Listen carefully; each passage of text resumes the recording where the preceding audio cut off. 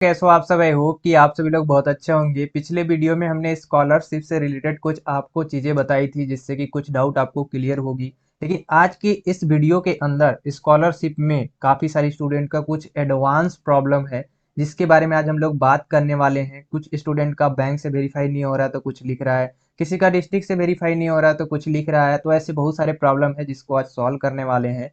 तो ये वीडियो जो है वो शुरू से लेकर लास्ट तक देखना जिससे कि आप लोग को सारी बातें और अच्छे से समझ में आ जाए, जिससे कि आपकी पैसा जो है वो रुके ना और स्कॉलरशिप आ जाए। क्योंकि स्कॉलरशिप जो है वो भेजना स्टार्ट हो चुका है और अब सभी के बैंक में जल्दी ही आएगा। लेकिन अगर आप किसी भी प्रकार की आपकी कोई भी गड़बड़ी हुई तो आपका पैसा रुक जाएगा, ठीक है। और फंड खत्म होने पे आपको पैसा नहीं मिलेगा। तो आप इस वीडियो के अंदर रुक जाओ और इस वीडियो को देख लो। सबसे पहले कि अगर किसी भी स्टूडेंट को नहीं आ रहा होगा कि कैसे हमें स्कॉलरशिप को चेक करना है, तो आपको गूगल पे जाना है किसी क्रोम ब्राउजर पे और वहां पे सर्च करना है स्कॉलरशिप। स्कॉलरशिप जैसे ही सर्च करोगे तो ये फर्स्ट वाला जो आपका लिंक दिख रहा है इसको आप लोग क्लिक कर लोगे। जैसे ही क्लिक करोगे तो ये थोड़े सा कुछ देर बाद जो है खुलेगा। तो इस तरह से आपका इंटरफेस दिखेगी, ठीक है। करना क्या है आपको, यहाँ पे जो स्टूडेंट दिख रहा है इस स्टूडेंट पे आपको क्लिक करना है और यहाँ पे आपको फ्रेश और रेनुअल दो ऑप्शन दिए हैं, ध्यान से देखो।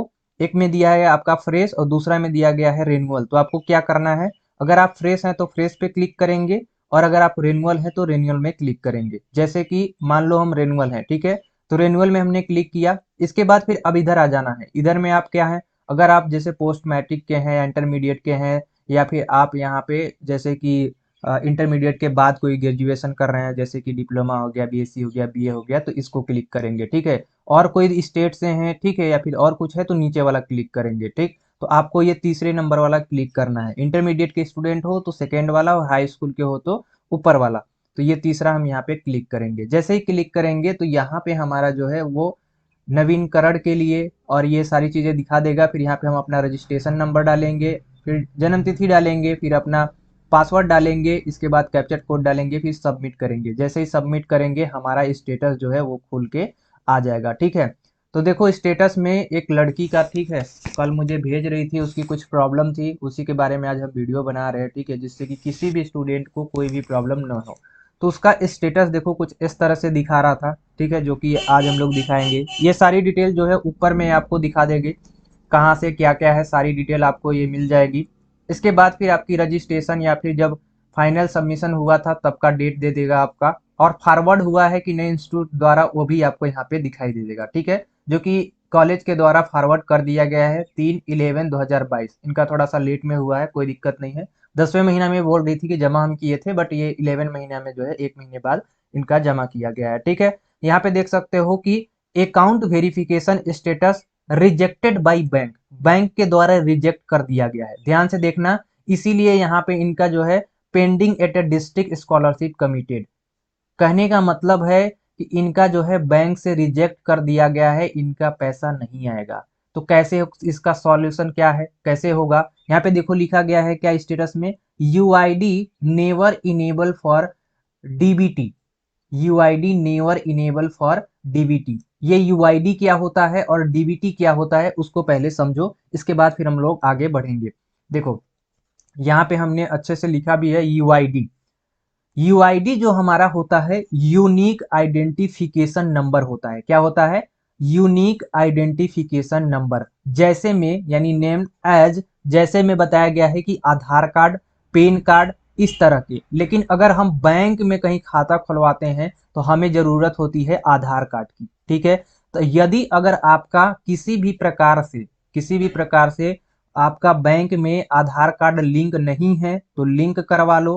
पहले लिंक करवाया था 2023 के अंदर, लिंक नहीं करवाया है, फिर से अपडेट नहीं करवाया है, तो जाओ और लिंक को अपडेट कराओ, तो वो सॉल्व आपका हो जाएगा। एक चीज और उसमें लिखा था डीबीटी।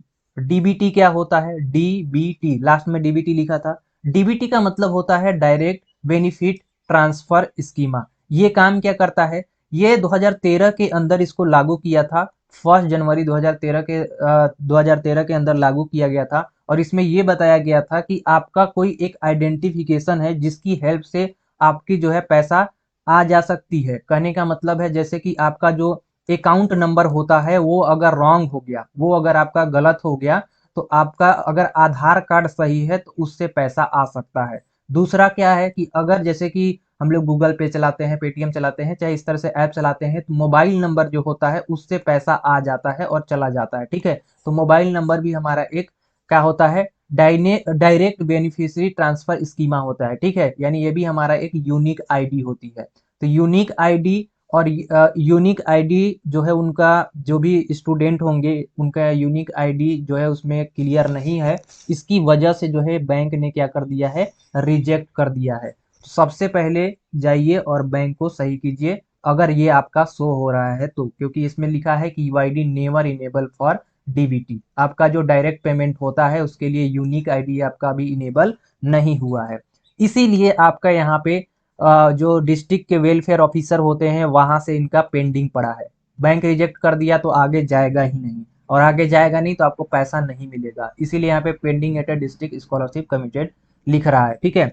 अब एक स्टूडेंट का पिछले वीडियो में अभी हमने दिखाए थे, आज की इस वीडियो में हम दिखाएंगे आप सभी को कि उसमें क्या लिखा था। देखो, जैसे ही आपका बैंक जो है वो क्लियर हो जाता है तो आपका स्टेटस यहाँ पे दिखाया गया वेरीफाई बाई बैंक। ये दूसरे स्टूडेंट का है।